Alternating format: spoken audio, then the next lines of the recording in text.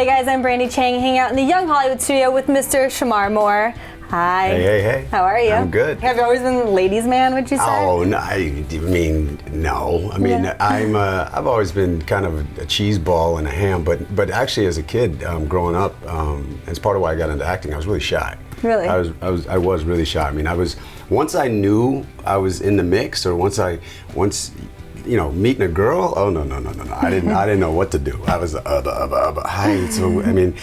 I'm the guy who took a girl in college, took her to a Prince concert, it all went great, came back, get her to the door, that moment of, can I come in, or are we gonna kiss, or what are we gonna do? And so we're standing there looking, she's like, so, and my dumb butt was like, I lean in and I'm right there, all I gotta do is kiss her, and I'm like, is it okay if I kiss you? And she opened the door and said, good night, Shemar, and shut the door. No. And it took everything in me not to go, no, let me try again. And I walked across campus kicking rocks, cans, just talking to myself, you dummy, you dope, da.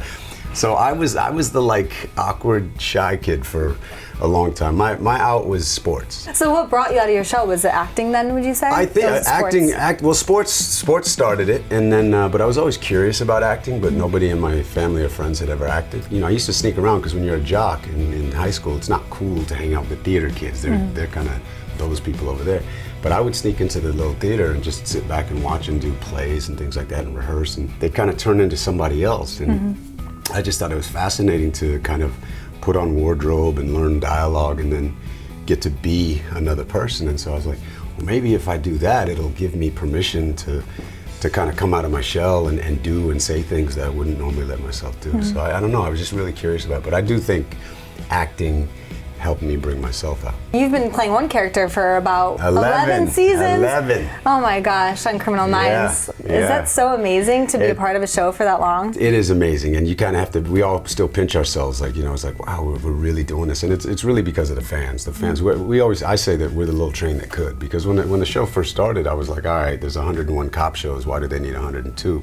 And we didn't know what we were gonna be, and we're just actors auditioning and rolling the dice and hope. The things you think are hot never make it. Yeah. The things that you think are like not, it's like all of a sudden we're on television for 11 years. So no, it's been such an amazing run, and I'll never say that we're the best show on television of its kind, but I will say I think that we're a very unique show. Why is that? I just think we kind of set ourselves apart. It's a dark, twisted, weird world that we're exploiting and showing, but it's also got so much compassion, and it's a very educational show. We're looking at these creepy bad guys, and this type of stuff does happen around the world, which is kind of freaky. Thankfully, the percentages are low, but we kind of thrill you, scare you. You got CSI 1, 2, and 3. You got NCIS 1, 2, and 3. You got One Criminal Minds. Yep. So always imitated, never duplicated. Yeah, that's pretty crazy. Yeah. And you're up right now for a People's Choice Award as well, which is pretty cool, right? And that means it's not your first award that you've been nominated for or even won, but it's cool that after, It never gets old, and no, I haven't won a lot of them. I mean, I've won a couple things here and there. I've never won a People's Choice Award, so hey, vote for your boy. But no, it's cool, and it's not an Oscar, it's not a Golden Globe. I mean, all those things are cool, but I've been in the game long enough that I'd be lying if I say it wouldn't be nice to win these things. But when you get nominated or recognized, for me, it really just feels good to know that you're relevant and that you're making some noise. And I'm sure actors say this all the time, but it's just really true. Without the fans screaming and yelling and hooting and hollering, we don't get to do what we do. Right. So this particular award is voted on by the fans, and that's a cool feeling. Well, something tells me your baby girls will get you there. Tell everybody at home who the baby girls are, because it's kind of a little bit of a cult fan action going on. You got the believers, you got the baby girls. Oh yeah, it's a little cult following. But if you don't know about the baby girls, then I don't know you sleeping. You're missing it. I mean, you're late to the party. But baby girl is something I've said my whole life. I mean, I call them Shemarisms. So I mean, I've said little pet names my whole life, just goofing off.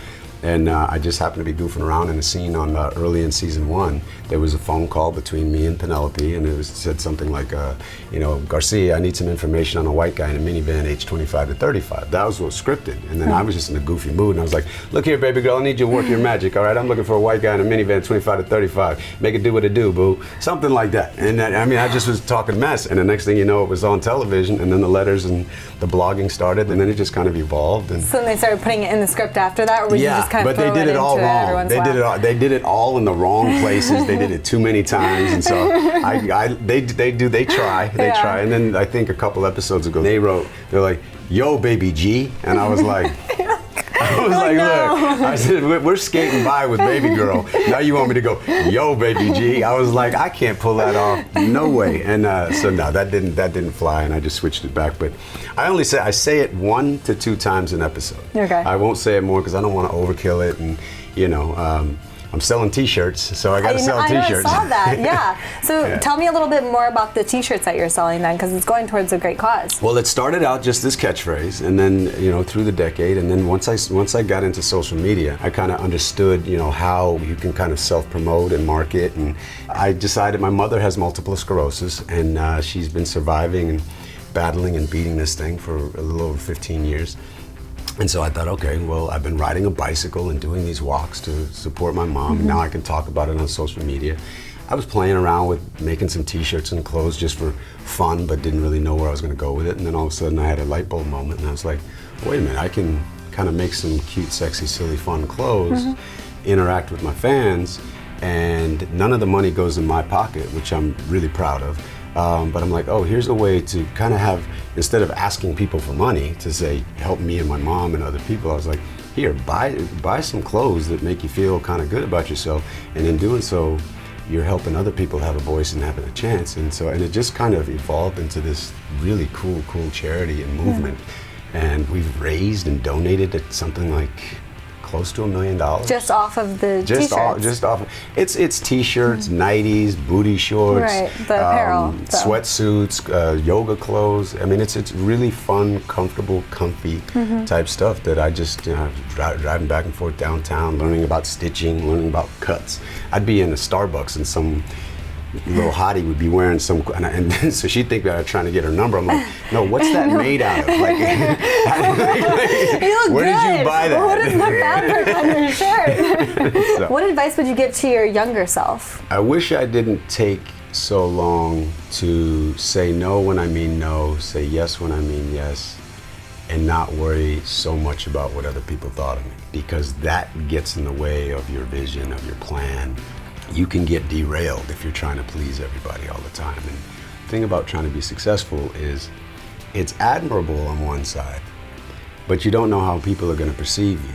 And when you strive for something, you have to realize you're going to have to stand alone at times. And that's a lonely feeling. And a lot of people can't weather that storm of loneliness or wanting validation from people you care about and not necessarily getting it. Because when you strive for something, people will support you until you get there, and then there's envy, then there's jealousy, and then there's accusations that you forgot where you came from, or now you're feeling yourself, and oh, you've changed, and somehow you got to block all that stuff out, and you got to look yourself in the mirror and know that you're keeping it real for yourself. You remember where you came from. If you remember where you came from, you know what it took to get there. You didn't cut any corners, you didn't cheat, you didn't step on anybody to get there.